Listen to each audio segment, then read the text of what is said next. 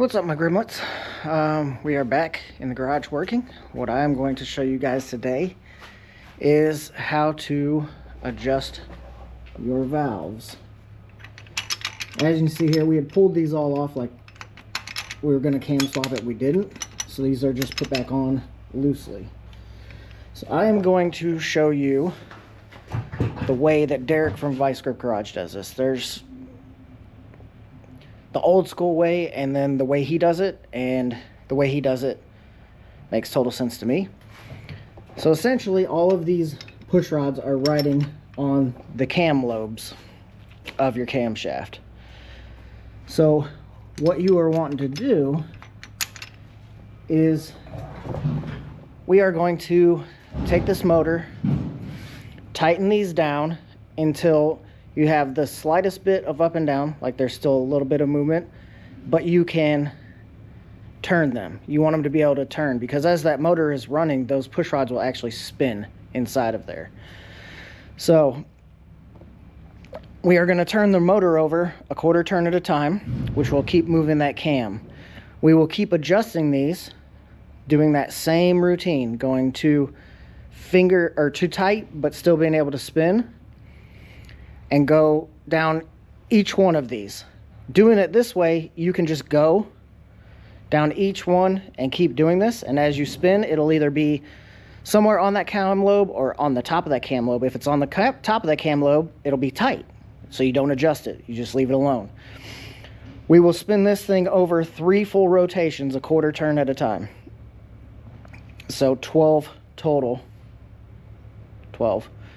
And then by the time you do that, everything will have been at pretty much every section of that cam lobe, so everything will be tight. And then after that, we will set our lash, which is, I believe I'll have to look, but 3/4 of a turn to tighten everything down.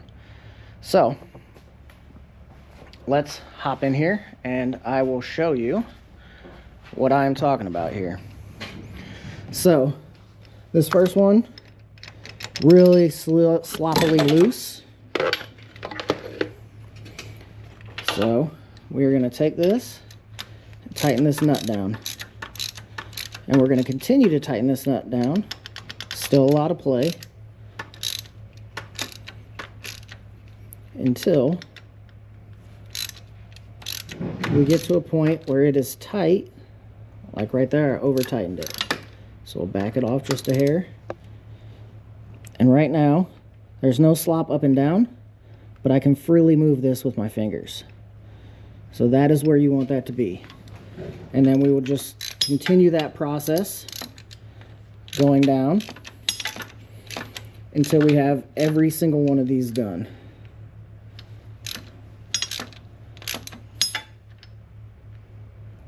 It's a little too tight. We'll back it off just a smidge.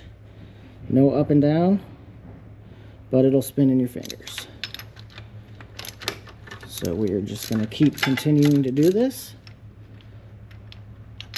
That one's still got too much play. And you can see how this one is dipped way more down, so it is not close to the top of the lobe. It's probably at the bottom. So it's going to appear like it's way tighter than the other ones. But as we do the rotations of the motor,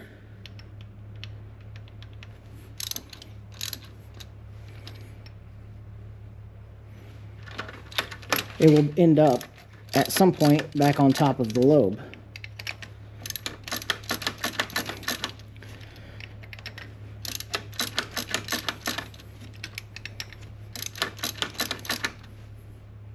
Too tight, back it off. Now it's got too much play there.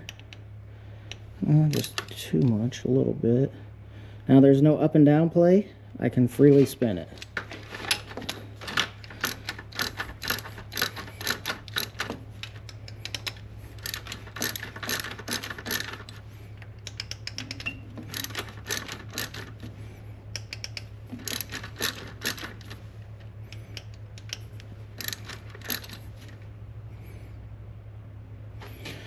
And we'll just continue this process.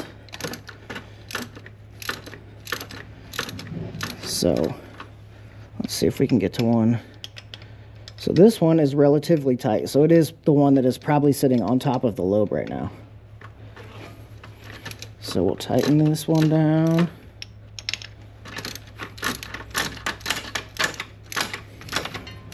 We are getting some work done. As you'll see in the previous video, I got the rear brake lines ran. Actually, I don't know if that video is going to be any good because I was doing it all by myself and it's hard to hold a camera and line stuff up. The big man's been at school and then bowling tournaments and practices and everything else.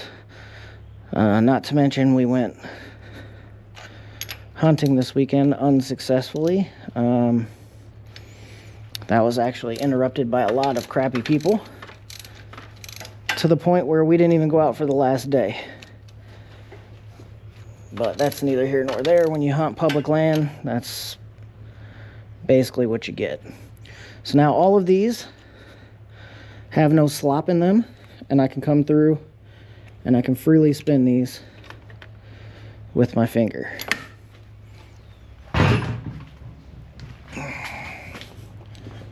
So we jump over to the other side, get all this crap for the TBI out of the way because we don't need any of that stuff.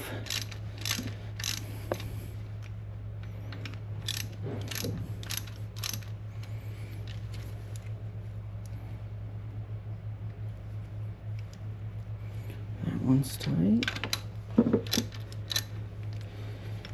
This one's already sitting on the cam lid, so I actually didn't even need to tighten it. Just got to make sure it is tight enough with no slop, and we can still turn it. There we go.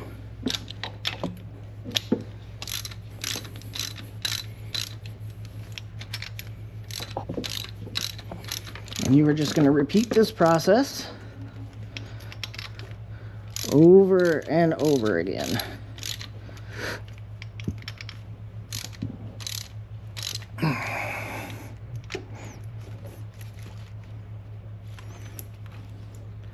Now I got that one too tight. Back it off a smidge. It turns. No up and down.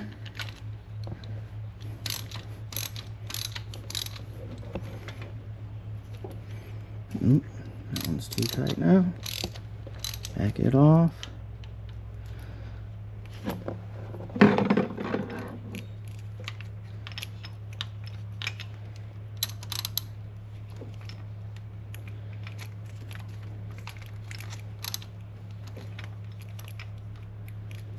Okay.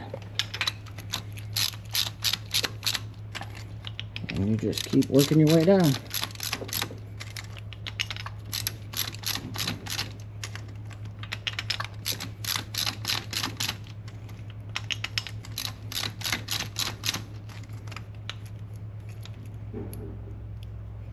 Went a little too far on that one. Spins. No up and down play.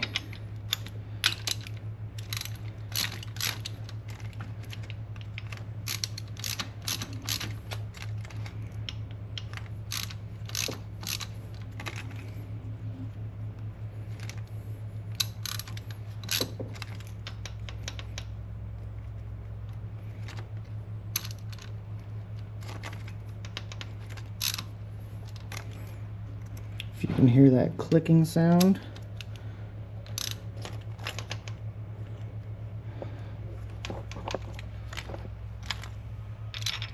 it means it's still got a little up and down play in it. So we just keep going.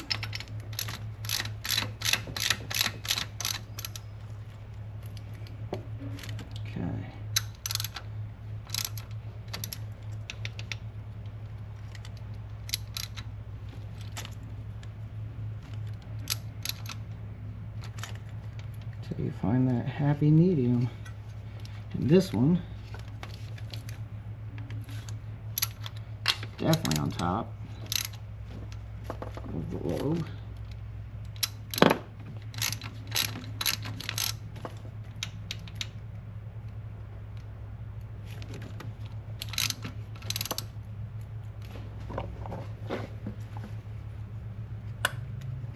turn it.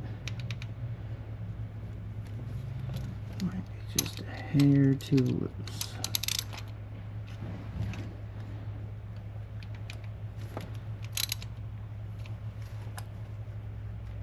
Okay. So that portion is done. Now you grab yourself a socket. Figure out where you left your ratchet. I hope everybody is preparing to have a very nice Thanksgiving. We're pretty low key here this year.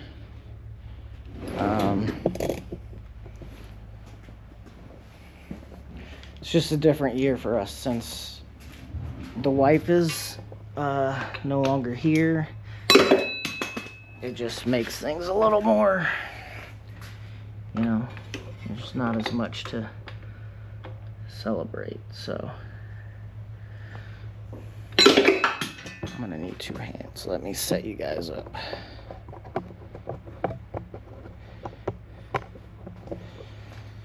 Okay.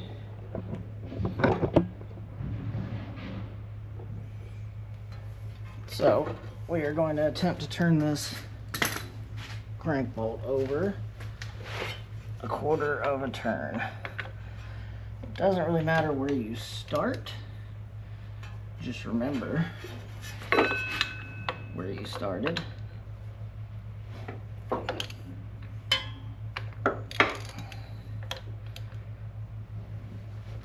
Okay.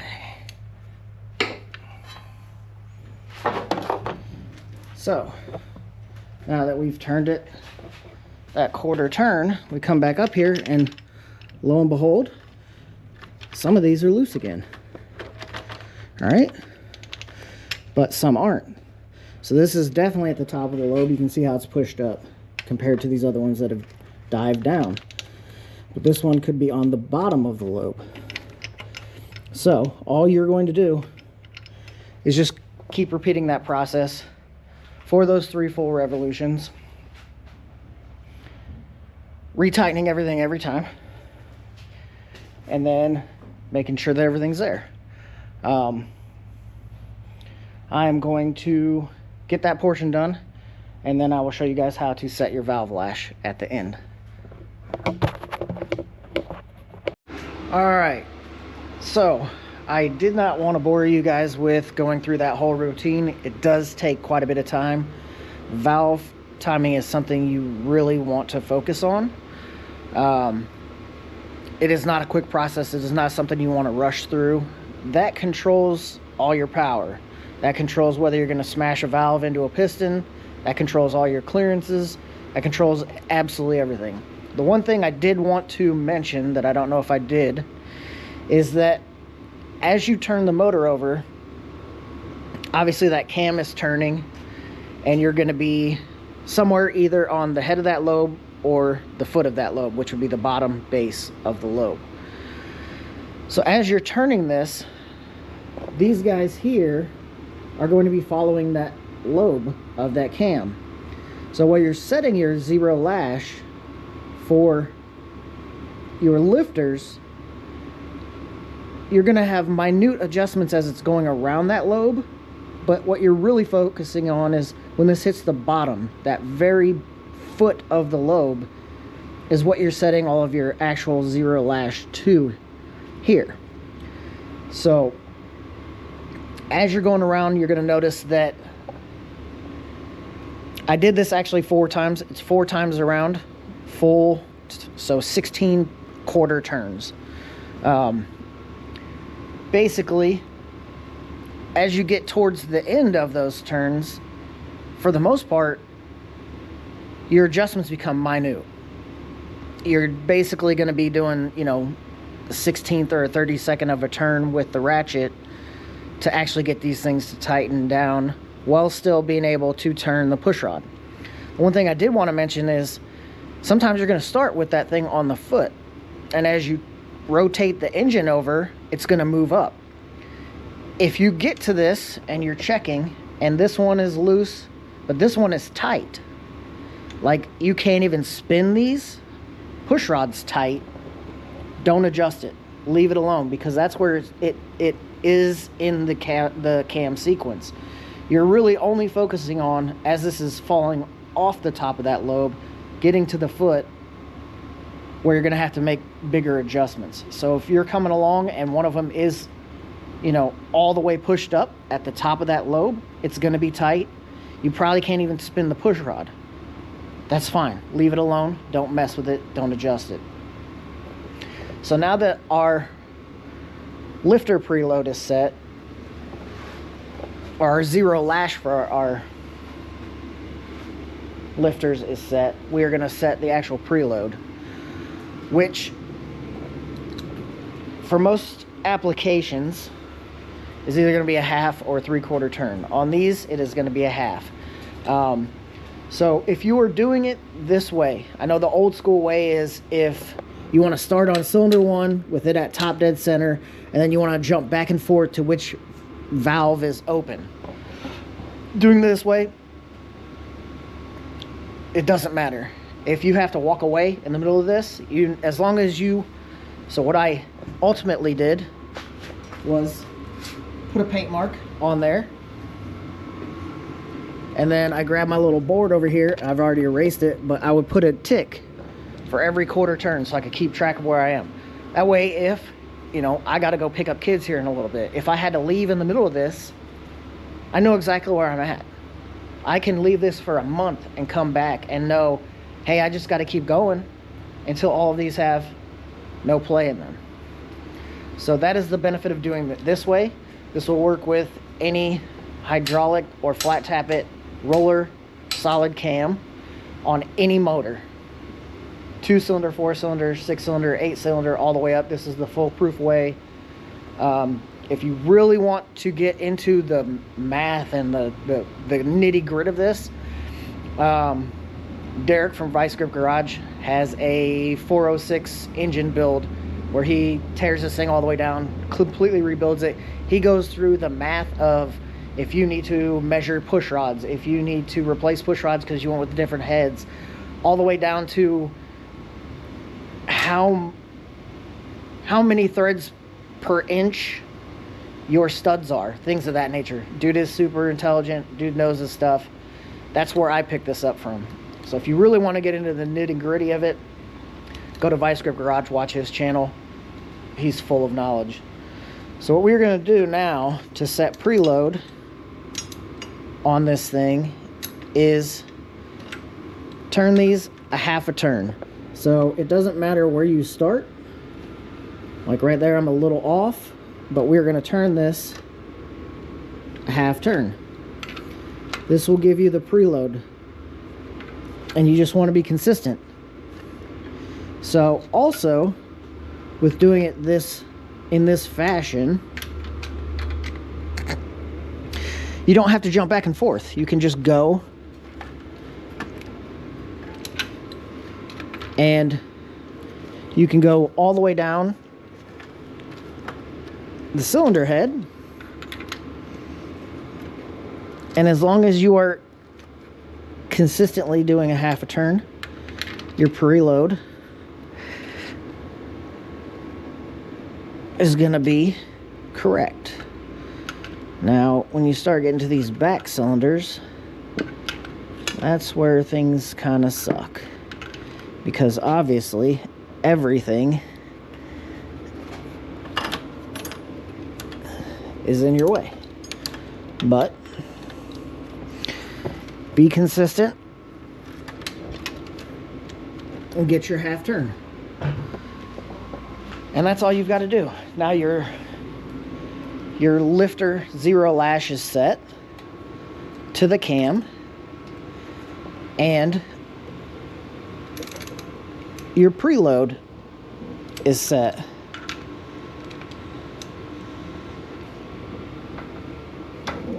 Some of these will be stiffer than others because that's on the nose of the cam. Some of these will go easy because they're on the foot of the cam.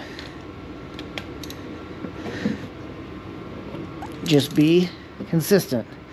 The other Good thing about doing it this way is that you can do this with the motor in the car. So you don't have to worry about having to pull a motor or have the intake off or anything of that nature. You can literally, as I'm doing now, have this sitting in car, truck, van, whatever it may be, and that's it. It's really not super difficult. Valve trains can be very intimidating. There is, this is the first time I've ever done this. In years past, I would have never done this. That Nova right there was giving me a bunch of valve train noise. As a kid, that was my daily driver. I pulled that thing out and I rebuilt the whole motor when all I could have possibly had to do is set my valve lash and stuff, make sure everything was good. So if you are going to buy a car, look at a car, this is also an easier way to tell if something's jacked up, right? So let's say you buy a car, it doesn't run, you bring it home, you pull the valve cover off, you start looking, right? So you can see how most of these are similar. Obviously this valve is pushed down, these valves are pushed up. So if you start looking at stuff and all of a sudden you look in here and you can just rattle off one of these rocker arms. It could be that you have a broken spring, for one. It could be that you have a broken or a bent push rod. So this is a good tell of the overall health of the motor before you go to fire it up. This is something you should kind of look at before you need to go and try to start something up. So hopefully this video was helpful.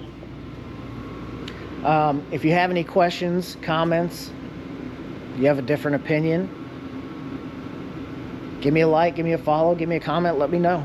I'm always here to learn, and as I learn, I try to help teach you guys. That's what this channel is all about.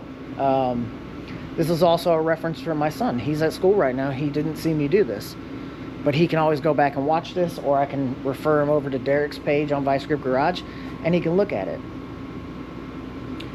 So, not that hard, very intimidating at first. Once you understand the concept of it, it's very easy. Like I said, you can start this, you can walk away, you can come back. You're not jumping around. It just makes this a lot simpler of a thing. So, with that being said, I'm going to leave you guys with some words. So there are plenty of people out there in this world that do know me and know I'm not a baseball guy. Can't stand baseball. But I'm going to give you a little bit of advice using baseball as a reference. So, when you are out there looking at the people who are in your circle, and this means a lot to me because if you've watched the channel, you know we just lost my wife not too long ago. And when you have a catastrophic loss like that, it really shows you who's in your corner as far as family, friends. There's family that I literally have just cut off because of this. And it is what it is. You know who your friends are, basically. When you really need someone, you know who your friends are. You know who your family is. I have family members who still to this day have not even reached out to check on me. And I'm not talking these are distant cousins. This is my legit actual family. But that's neither here nor there. So, when you are looking to surround yourself with people, you don't need a giant circle. You don't need to chase clout. You don't need to find people that make you appear to be better than you are.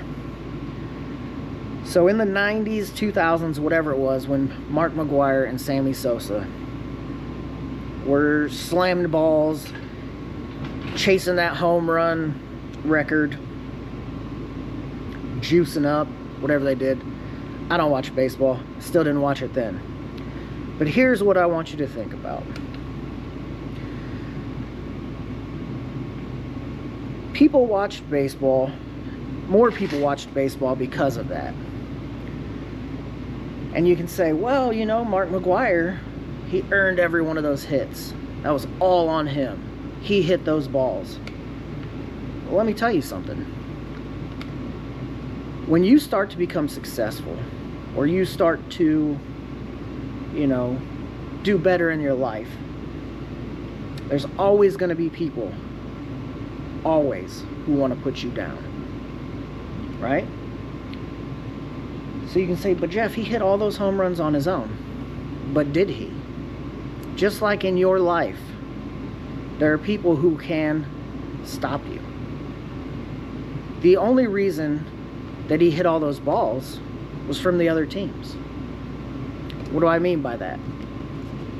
There's a lot of people out here who have amassed a ton of wealth, a ton of followers, a ton of whatever. And a lot of these people are super cocky, and they have this chip on their shoulder.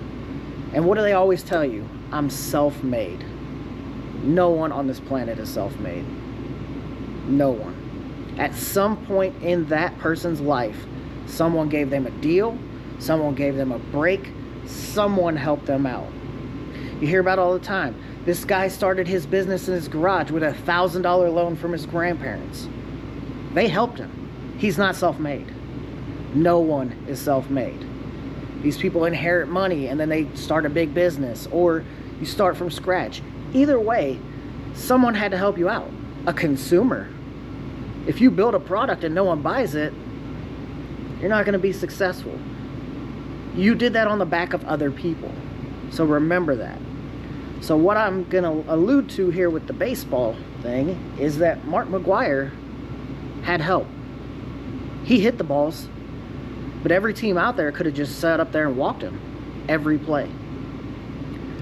So what does that mean for us? Surround yourself with people who are base hitters. You don't need home run hitters.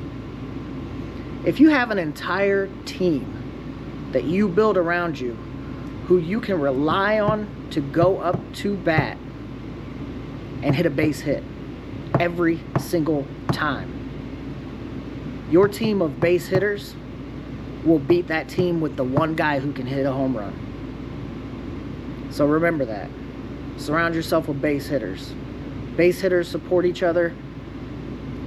By getting that next base hit, you're moving that guy forward. And eventually, the bulk of those people will score. That one guy who goes up there and can smash a home run, the only person he is helping is himself. So think about that. Hope you guys have a great Thanksgiving. There will be more content to come. I still have a lot more work to do. So just give me a like, give me a subscribe, comment. Let me know what you like, what you don't like, what you think I could do better. I'm always willing to learn, man. Have a great holiday. Stay safe. Please don't burn your house down. And I'll catch you on the next one.